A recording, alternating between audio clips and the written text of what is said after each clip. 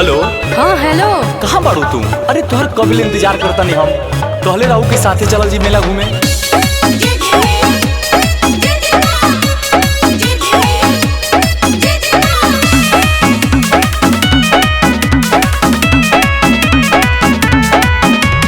Hello मोरे सुना बोला बड़ा कोना कोना मम्मी तक भी खाना मत होना। हेलो मोरे सुना बोला बड़ा कोना कोना मम्मी तक भी खाना मत होना। आरती भरही हाँ फिर निकाल जाई हाँ तू संभाल जाई हाँ। वादा कइले बाड़ू ना बदल जइहा हो। मेला में आवो मिल के चल जइहा हो। ए सोना वादा कइले बाड़ू ना बदल जइहा हो। मेला में आवो मिल के चल जइहा हो। ए सोना ए सोना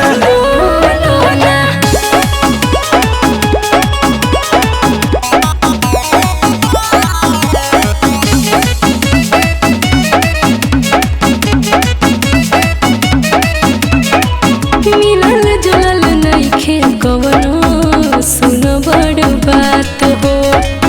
मैया के सोझा केहू के का बावकात हो। बतिया तो ठीके सब कहतारू। भक्ति में पागल भइल रहतारू। भक्ति में आगे तू बढ़ाल जइहा ही में ढाल जइहा।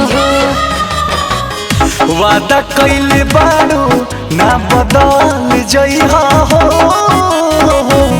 मेला में आवहो मिल के चल जइहा हो। ए सोना वादा कइले बाड़ू ना बदल जइहा हो। मेला में आवहो मिल के चल जइहा हो।